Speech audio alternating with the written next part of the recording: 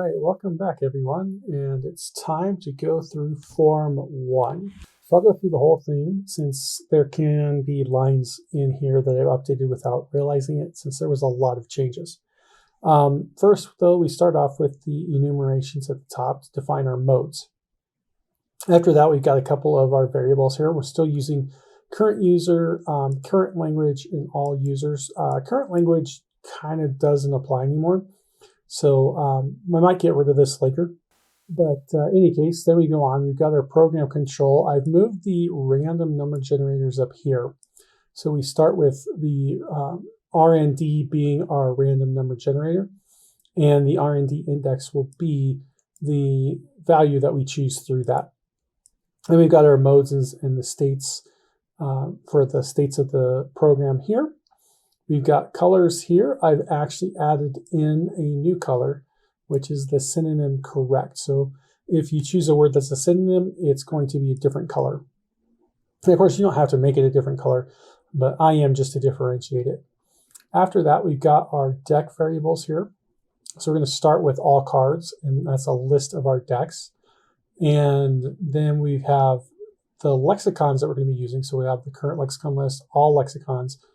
All languages are also a list of the languages. And we're going to need a list of the words for all lexicon words and all target words. All of this is to loop through while we are creating the cards. So that's what all of this is here. After that, we've got this dictionary here. We can convert the long, which is the ID, into the string name.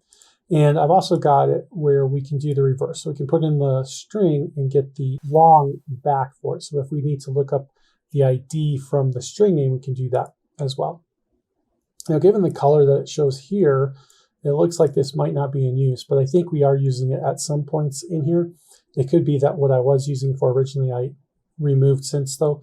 So I'm not going to delete it just in case, but here we've got the chosen lexicon right to left value and the chosen target right to left value, because it is possible that either or both of these might need to be updated.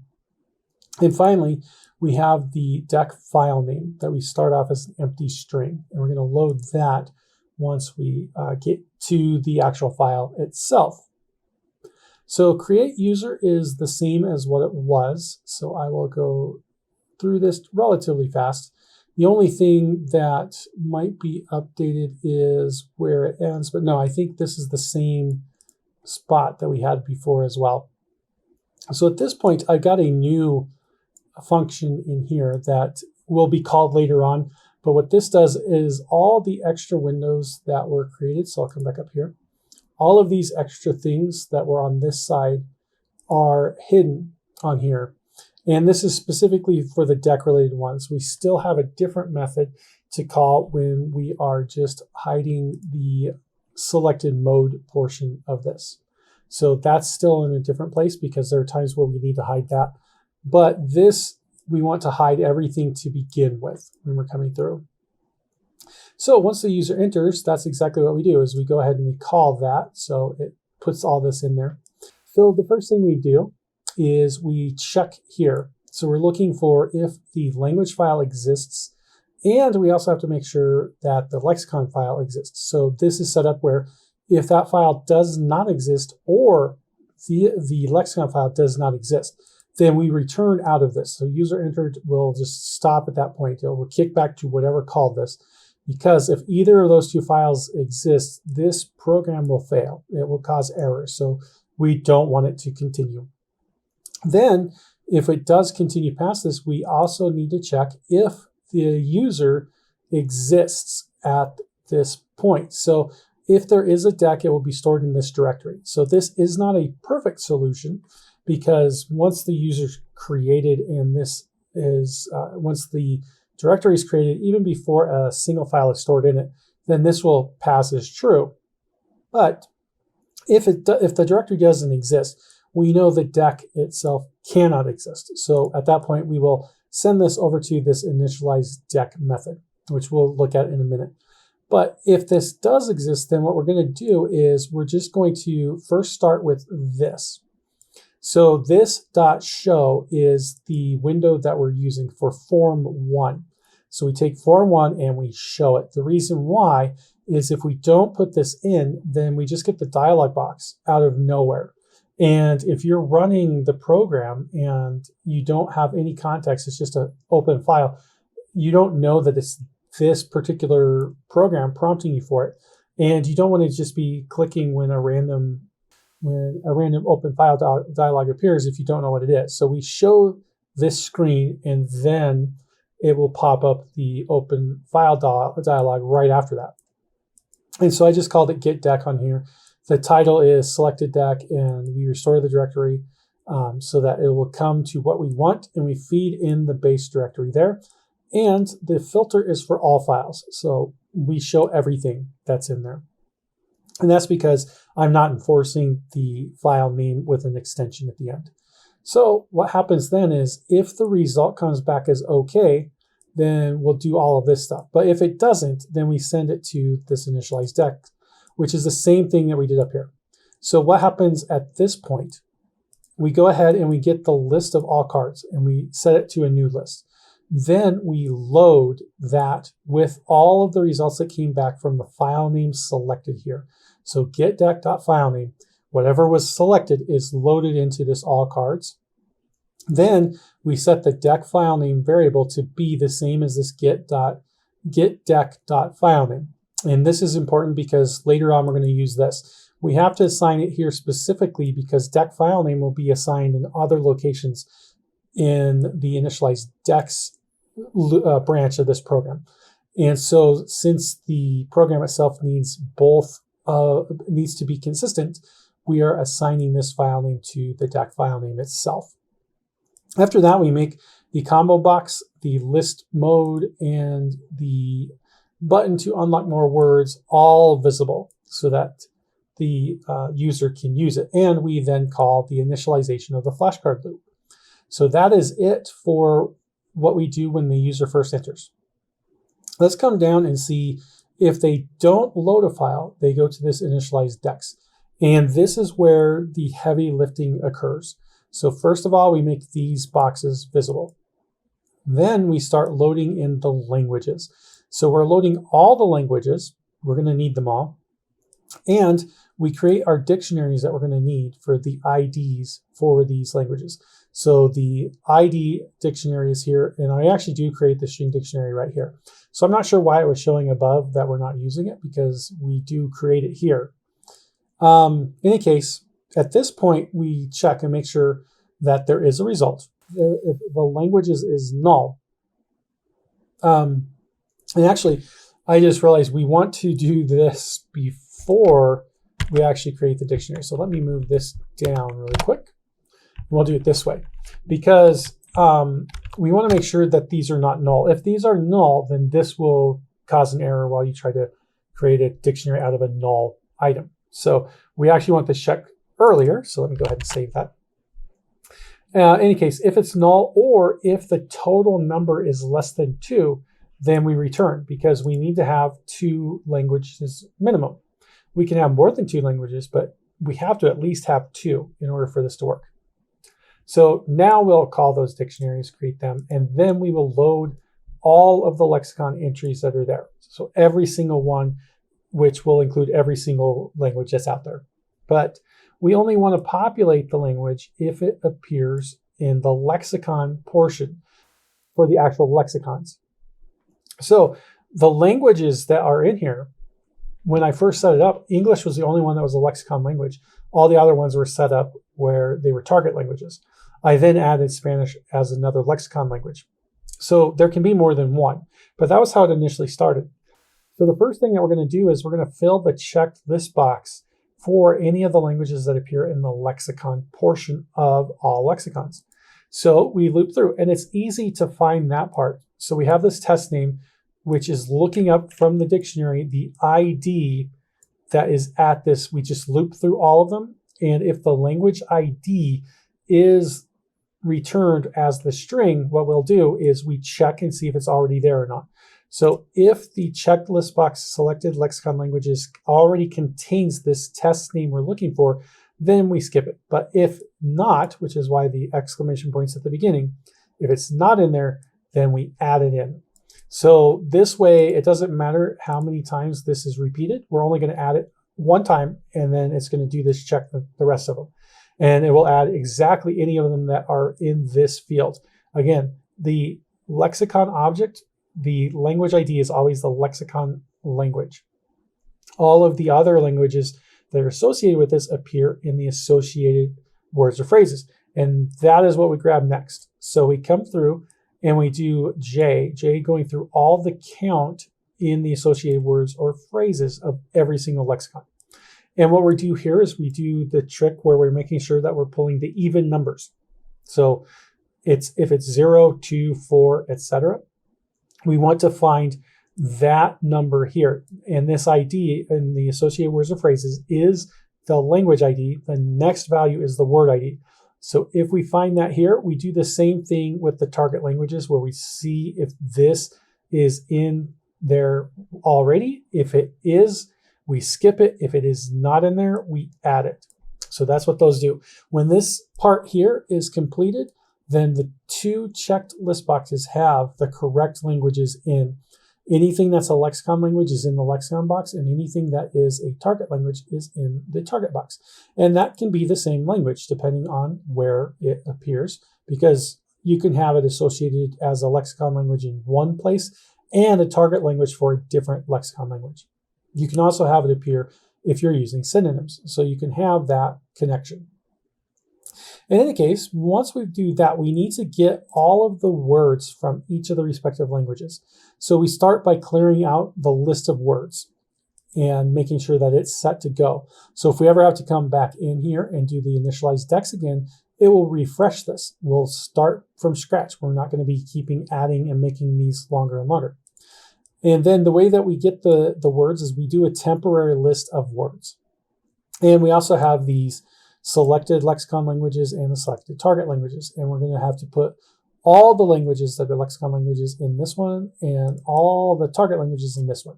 So there could be only one. There has to be at least one, but there could be hundreds. It depends on how many you put in for both of those.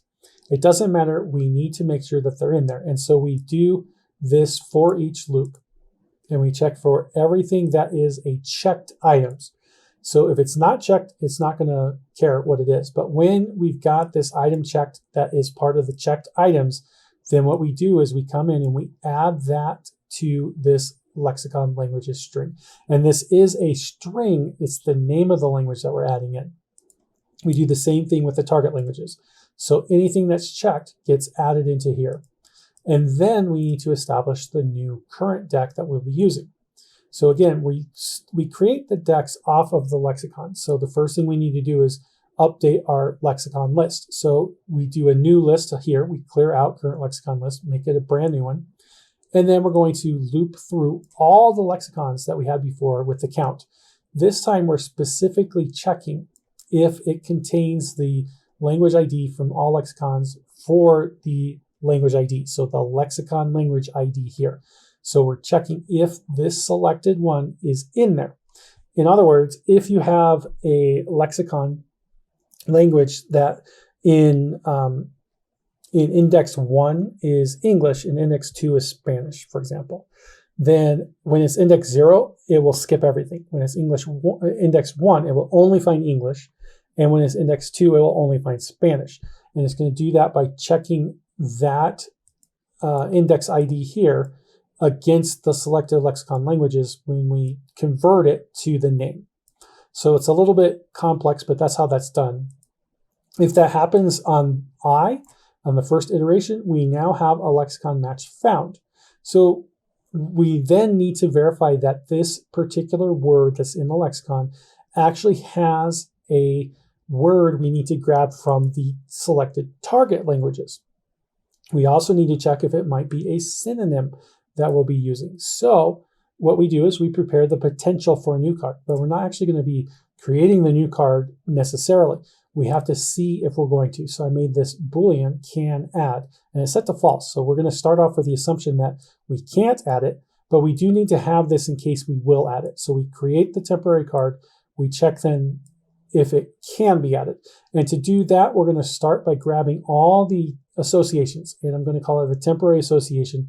It's just the list of the longs that is exactly the same as the associated words or phrases. So what we're going to do is we're going to loop through all the associated words or phrases here. And again, we check for the even ones. We're looking for the language. We then check if that language is part of what's contained in the target languages. If it is, or if it is the actual language ID itself here. If it matches this, it will be a synonym. If it matches this, it's going to be a target word.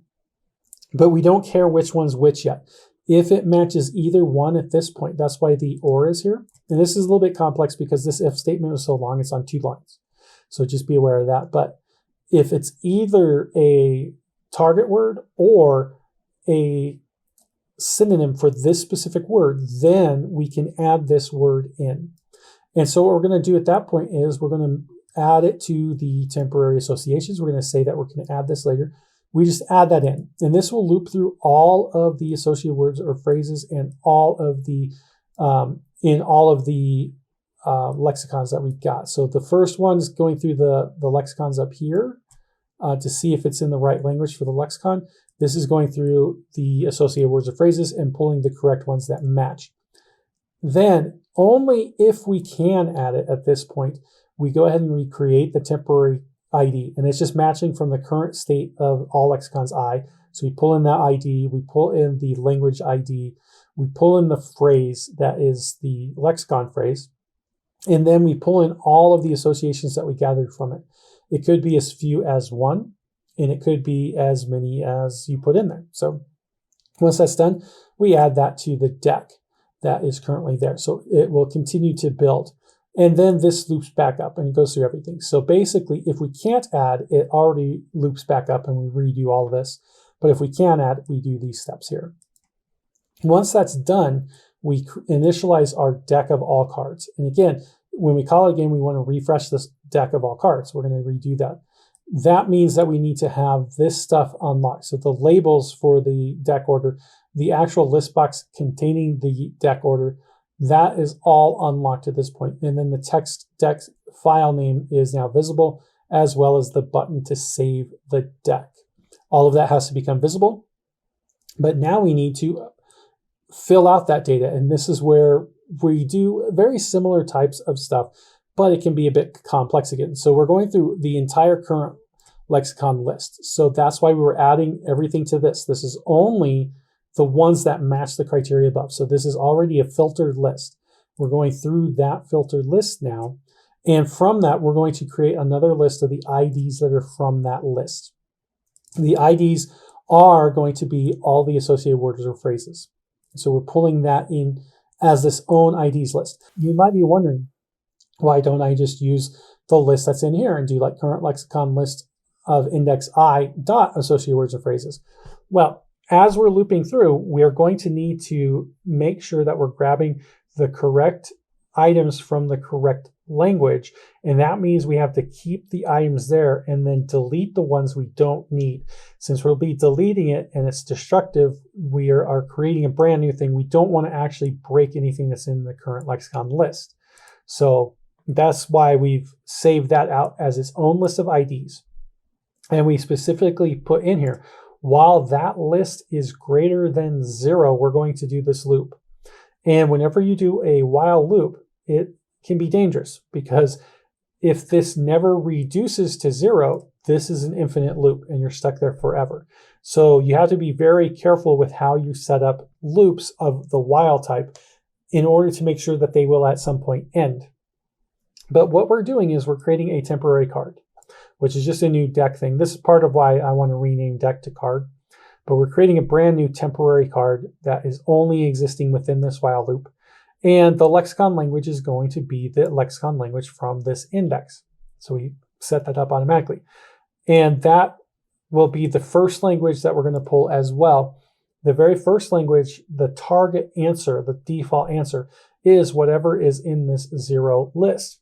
Once we grab that, then we're going to load all the words for the language itself up here. And then we're going to load all the words for the index at point 0. So we're going to grab all of those.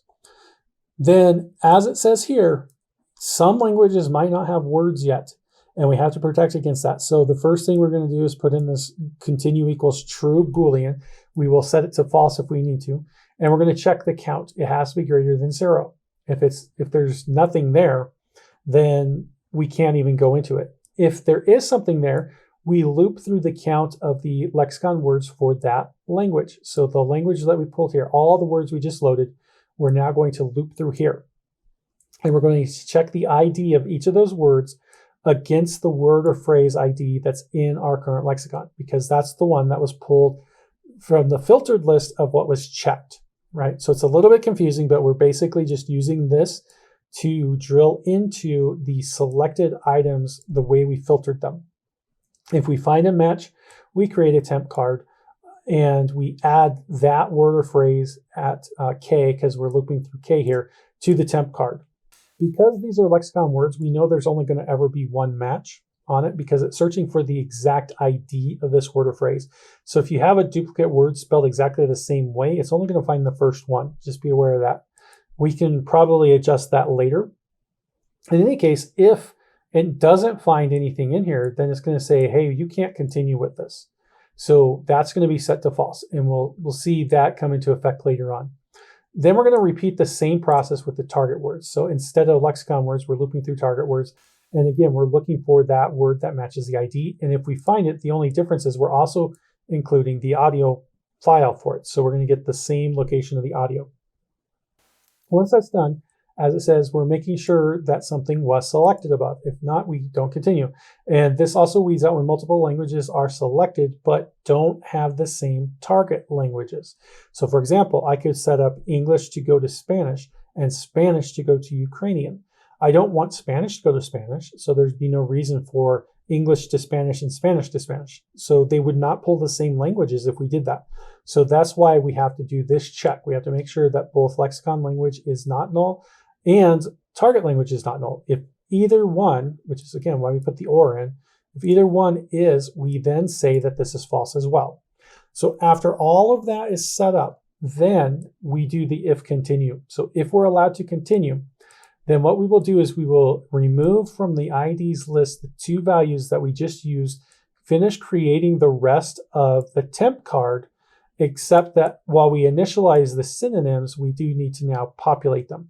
So from this point, we check, are there still any IDs left? And if there are, we loop through them, again, making sure that we're doing even. And from that, we're checking for the lexicon list. We're looking for IDs that match the lexicon language. This will be synonyms. So if we do find one, then what we'll do is we will add it. We'll add that as a lexicon synonym. Then we will remove the word first, which is J+1, and we will remove J. However, we're then going to add in two dummy variables of -1 because we'll never have -1 as an ID.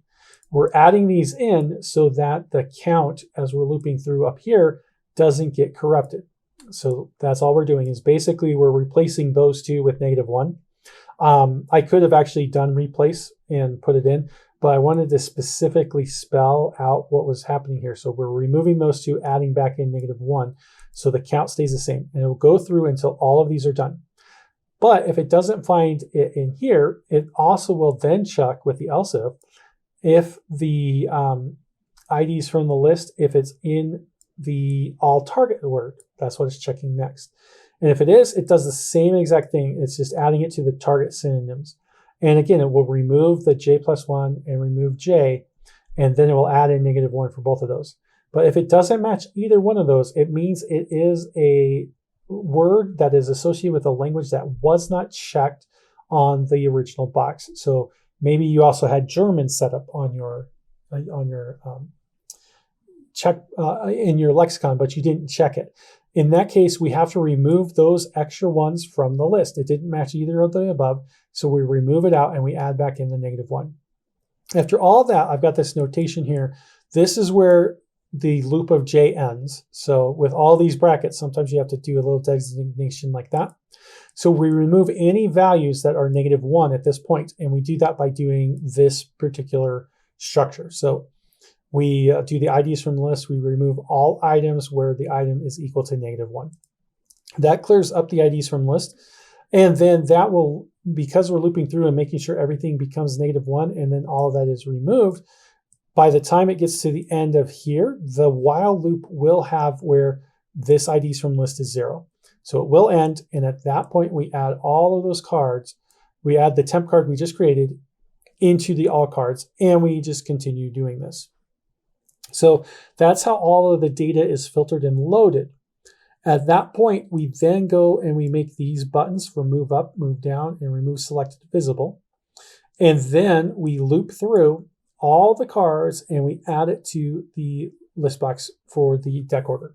But you can see I'm actually including the lexicon word plus this little space with the vertical bar, and then all cards target word. So that way it will show the lexicon word with this and then the target word in the list, so you can see both. And we'll pull that in. One thing we might need to be aware of is that there is going to ultimately be a limit to the number of items that can fit in a list box. Just like I limited the number that was in when you're creating the words, we might have to put a similar limitation on here. But that is several thousand words before you run into that limitation. At this point, you can see this method ends. There's nothing else that will move it forward from this point. The only way to update anything is to come up here and use either the buttons or to actually save the file. And then we can move on. But what I'll show next is if we come back up here really quick, instead of initializing this new deck here, if we load it and we come to this initialize flashcard loop, that's what we're going to go to instead, since that's what appears right after this. So to do that, we just hide the deck controls. We don't need them because we're not creating them. We make the combo box visible up top, and we make the button to unlock more words visible. Now, this is probably redundant. I think it's going to happen in multiple places, but we'll also use this for any other time we have to initialize the flashcard loop. At this point, we define the colors that we're using. So the back color is still white, then we're using light pink and green, and I added a light blue for if the synonym is correct. But again, you can feel free to use whatever colors you want. So that actually finishes what we're at for this. So if you come down, everything's loaded. At this point, it will be waiting for you to make a choice on the combo box. And we've seen that in the previous functionality, so I won't go into that here. User denied is exactly the same thing as before. Now, let's go ahead and skip this for a moment. I'll come back to it. What we want to show is what will happen if once the user actually clicks on to, let's see where it's at. So let's look at some of the functionality that happens on here, and then we'll go back up and look at that whole loop again. If the checked list box selected lexicon languages has the index changed, then the first thing that we're going to do is we need to check if both it and the target are not -1. They both have to be not -1 in order for us to continue. So if you're only selecting one side, we don't want to do anything else, so it ignores everything. But if they're both got selections, then we check and make sure, again, that the count itself is not equal to 0. That means this check is in place because you can actually make a selection without checking the box. So if there is a selection, we have to make sure not only that, but that they are actually checked. And then if they are, we do the initialize deck. So we'll just call it straight from there. Otherwise, if it's not there, we just guarantee that this stuff here is still not visible. That is in both of these. So this is how the user actually can control what will appear when they're clicking and filling out these checkboxes. As we move down, when an item is selected and they want to do the button move up, the first thing that we're going to do is we're going to check and make sure that the selected index is greater than 0. This also weeds out if it's -1. So we're doing that check as well. But if it's 0, we want to ignore this button too. You can't go above 0.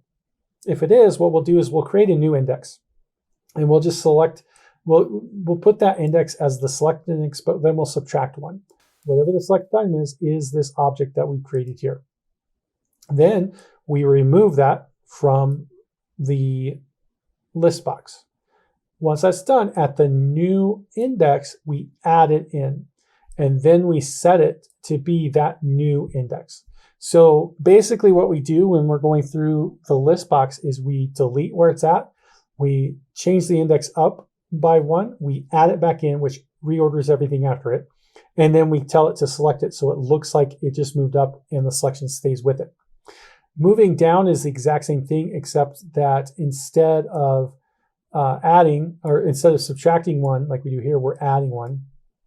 And we also make sure that it's not the very last item in the count, because you can't go up further than that. So we find how many items there are, we subtract 1 from it, and if it has to be less than that in order to move it. So that's the other limitation on it. But this is how you can move those buttons, move these selected items up and down by clicking on the buttons. Finally, to remove the item, we do this one here. So we just make sure that it's not -1 again. Then we pull in the parts of the selected item and we split it with that vertical line. That's why I use the vertical line for it, because that's not going to be in the text itself.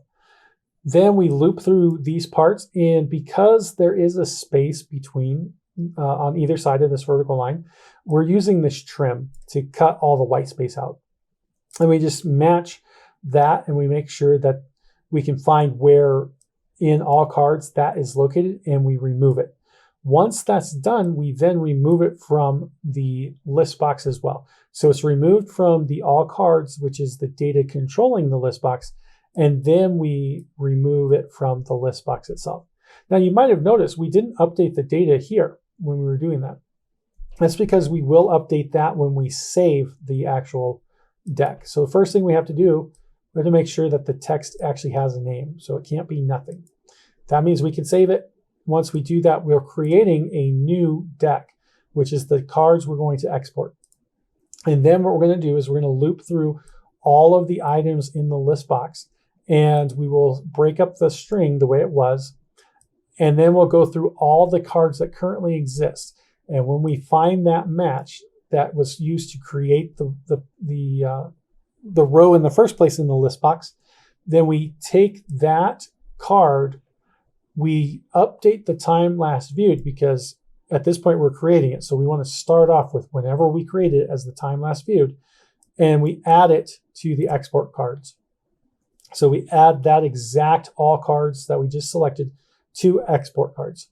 When that's all done, we then will check and make sure that there is at least one item in there. And then if there is, we unlock the first card, because we want to make sure that the very first one is unlocked. By default, these are all locked to begin with. Once that happens, we feed in this deck file name, the same one that we used before, but this time I built the actual thing to include the username. And then we save that, we hide the controls, we make the combo box visible, all of that stuff. We reload the deck to reset it, so all cards becomes the new cards. We set what we just exported out as the new all cards, and then we initialize the flashcard loop. So that's how we go from creating it into this loop, exactly the same way. Now, when you want to unlock more words, we do this. So we start off by saying found one is false. So we have to be able to find a new card. If we don't find a new one, then we can't continue. But we'll loop through all the cards, and we're looking for anything where unlocked is false. And if we find one, we'd say it's true. And then we unlock the first one that we find. So we just unlock that one. Which card we unlocked is printed out. And then we immediately break out of this. If we don't find one, it goes through everything. We don't find one, we get this message box saying, hey, there's no more cards to unlock. Everything is there, and you'll need to create a new deck. And at this point, that is done. The only other thing is what we've seen before, where we check the event key on the, make sure that the file name is not blank and the button to save the deck is visible. And then if they hit enter, we perform that click. So that's how all of this stuff is set up. So now let's look at what happens when the flashcard program is running. So again, first we hide everything. Then we go through and we save the deck that we just created. We save that to the username where that's located. So all the data is refreshed every time we're coming through this flashcard program. So whatever we store, every time we hit this point, it's being saved again. This is how we get the weights for the random cards, and it's all this part here. So we start off with a total weight of nothing. Then we loop through all the cards and we look for the words unlocked. We have to make sure it is unlocked. If it is, we update the weight by the time. So all cards then does that call back to the deck where it finds how long has it been waiting. It updates it based on that formula. And we then take the total value and we find what the current weight value is. This saves the update weight by time to the specific card that we're using. So we can actually just use what that value is here. And that's our new total value. That's how much it's going to increase by. And we just loop through and we do that for every single card that is in the deck. Once that's done, we've got this where we have another while loop and we're going to say keep trying is true. And we're going to loop through this. And we need to get a random number based on the total weight. So it goes random from 0 up to that entire total weight. Then once we've got that, we've created this number, which is called a sliding total. And that will control which card is going to be landing on.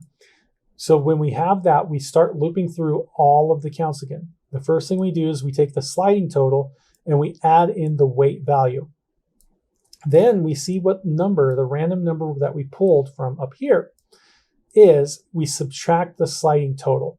If this sliding total is greater than the random number, it will end up where we subtract it and it'll be negative. And that means we have found the card that we are looking for.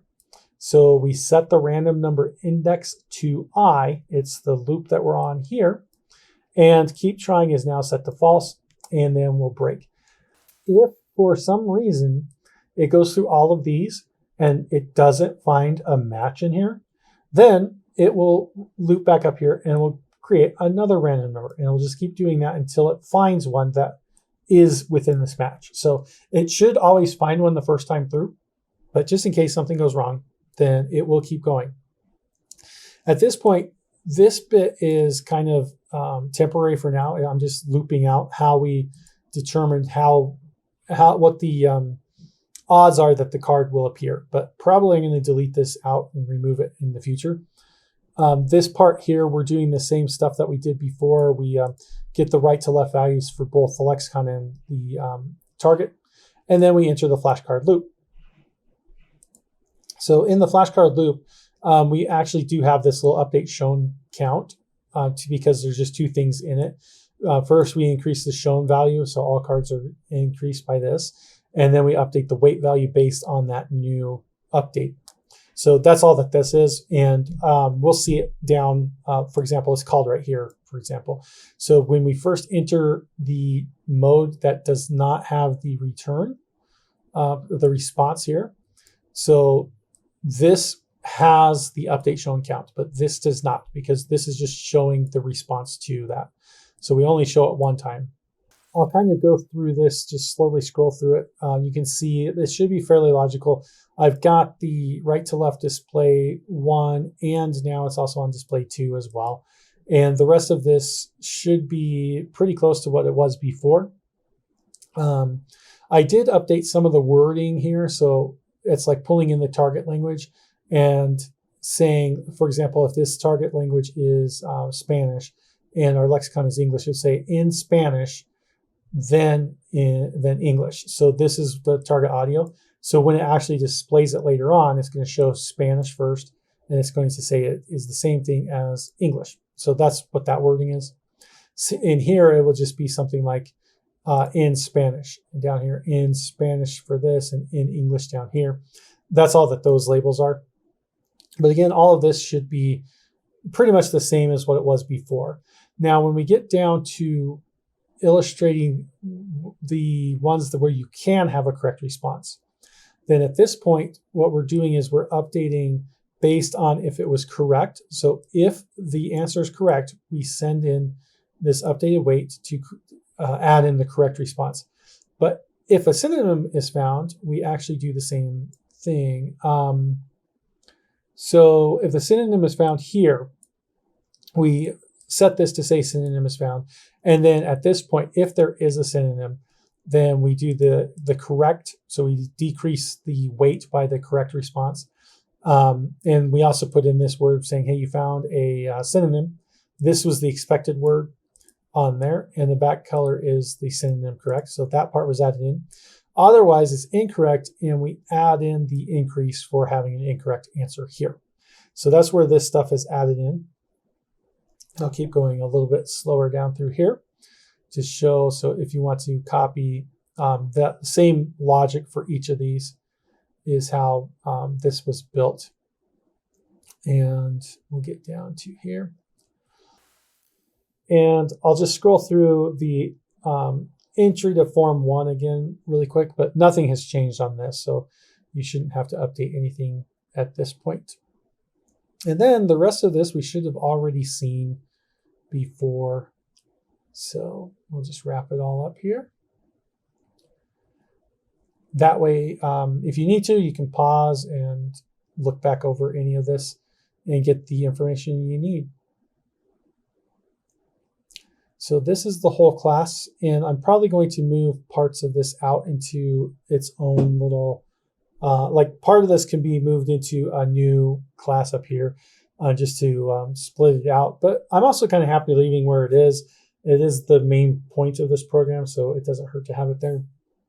In any case, this now gets you all caught up to where the current status is of the flashcard program. So I hope to see you in whatever the next upcoming video will be. I hope you all have a wonderful day.